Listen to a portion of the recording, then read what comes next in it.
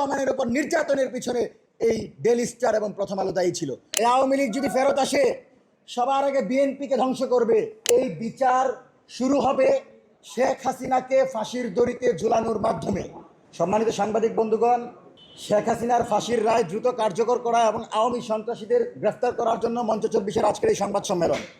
আমরা মনে করি 16 বছর যারা জুলুম নির্যাতনের মাধ্যমে বাংলাদেশের জনগণকে এক্সট্রিম রোলার চাপিয়ে বাংলাদেশের জনগণকে থামিয়ে রেখেছিল, যারা গুম খুনের রাজত্ব কায়েম করেছিল, তারা এবং তাদের পৃষ্ঠপোষকরা বাংলাদেশে বিচারের আগে কোনোভাবে রাজনীতি করতে পারবে না।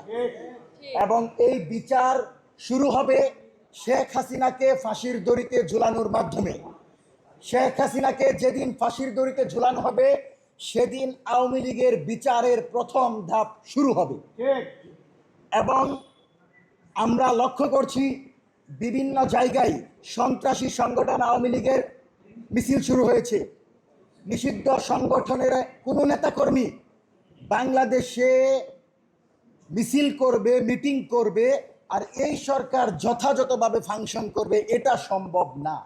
সুতরাং এই সরকারকে উৎখাতের চেষ্টায় চট্টগ্রামে যে মিছিল হয়েছে, তাকুয়া মসজিদে যে মিছিল হয়েছে, এই মিছিলের প্রত্যেকটি সন্ত্রাসীকে দ্রুত সময়ের ভিতরে গ্রেফতার করতে হবে। এবং এই ধরনের মিছিলের নেতৃত্ব দেয়া লতিফ সিদ্দিকী, সাবের হোসেন চৌধুরী এবং আনিস আলমগীরকে দ্রুত সময়ের ভিতর গ্রেফতারের দাবি জানিয়েছে মঞ্চ 24। এবং আমরা আমাদের এই জায়গা থেকে মনে করছি এই সরকারকে টিকে থাকতে হলে, জনগণের বিপুল ভোটে নির্বাচিত তারেক রহমানের সরকারকে টিকে থাকতে হলে 1-11 কুশীলব, মিডিয়া মাফিয়া, প্রথম আলো এবং ডেইলি স্টারের সম্পাদককে গ্রেফতার করে বিচারের মুখোমুখি করতে হবে। কারণ 1-11-র সময় তারাই তারেক রহমান এবং খালেদা জিয়াকে হত্যাযোগ্য করেছিল এবং খালেদা জিয়া এবং তারেক রহমানের উপর নির্যাতনের ঘটনায় এই সম্পাদকরা জড়িত। সুতরাং তাদেরকেও দ্রুত সময়ের ভিতর গ্রেফতার করতে হবে। এবং তারেক রহমানের যে কমিটমেন্ট ছিল সেই রামিসা হত্যাকাণ্ডের বিচার সেই সময় থেকে এখন থেকে নিয়ে 1 মাসের ভিতর সমাপ্ত করতে হবে।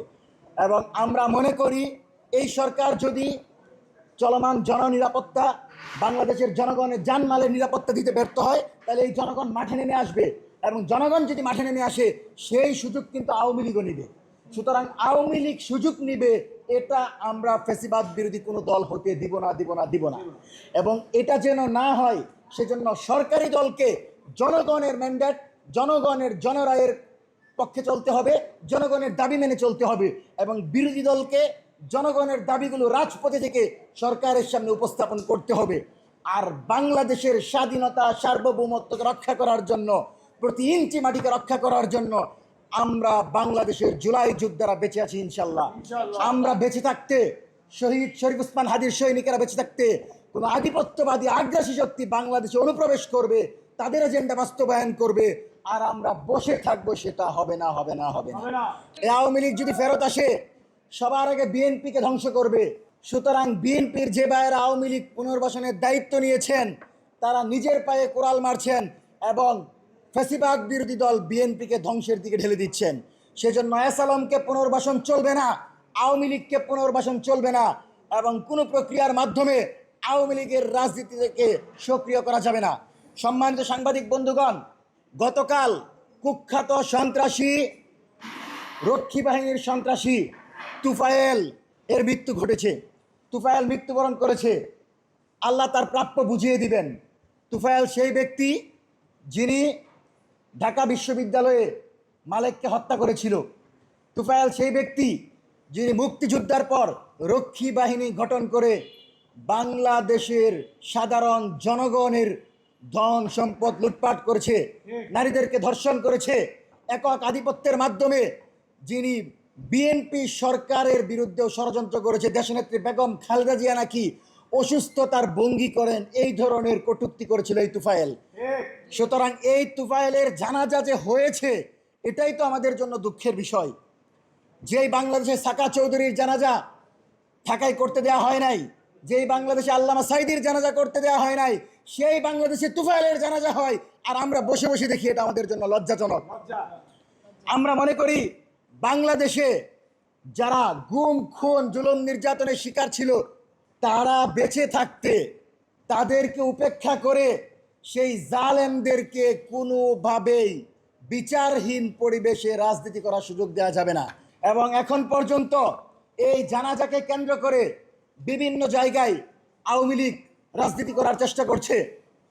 তুই যদি জানাজায় অংশগ্রহণ করার নিয়তে আসিস তাহলে এখানে জয় বাংলা স্লোগান কেন হবে? সুতরাং এই জানাজায় যারা নেতৃত্ব দিয়েছে, লতিফ সিদ্দিকী, সাবির হোসেন চৌধুরী এবং আনিস আলমগীর সহ সকল কুশীলবদেরকে দ্রুত সময়ের ভিতর গ্রেফতারের দাবি জানাচ্ছি।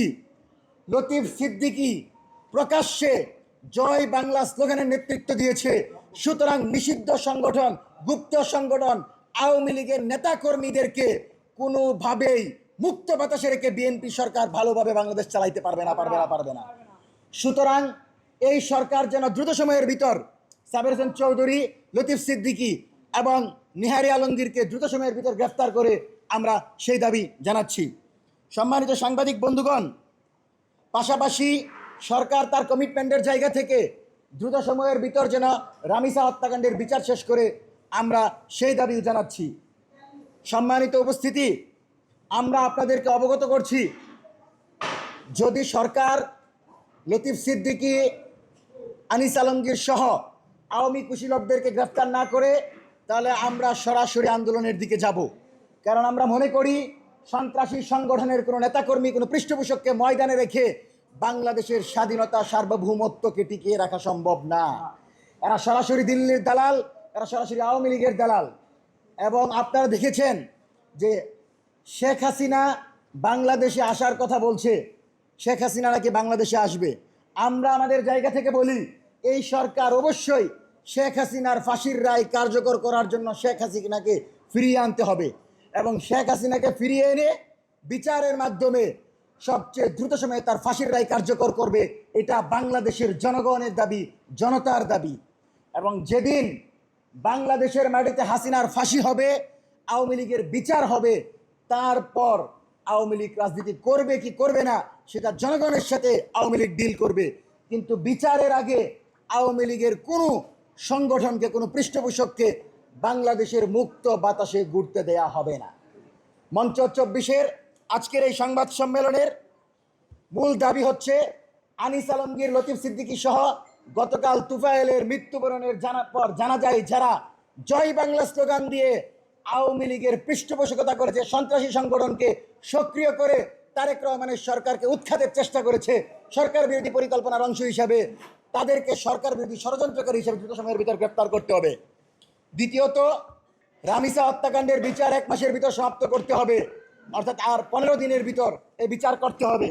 তৃতীয়ত, 1-11 যত কুশীলব এখনো ময়দানে ঘোরাফেরা করছে, যারা মিডিয়া ফেসিবাদের মাধ্যমে, মিডিয়ার মাফিয়াতন্ত্রের মাধ্যমে বাংলাদেশের জুলাই নেতৃবৃন্দকে প্রশ্ন করছে, 1-11 অন্যতম কুশীলব মাহফুজ এবং মতিকে দ্রুত সময়ের ভিতর জবাবদিহিতার আওতায় আনতে হবে।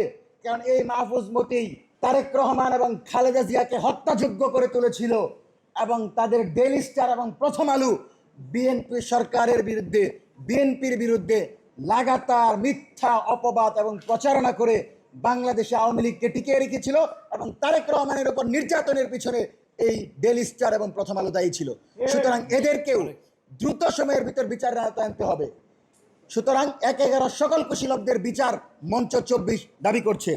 সরকার, তারেক রহমানের সরকার নজির স্থাপন করতে পারবে বলে আমরা আশা রাখছি এবং এই আশায় আমরা আজকের এই সংবাদ সম্মেলন এখানে সমাপ্ত করছি। ধন্যবাদ সবাইকে। আসসালামু আলাইকুম।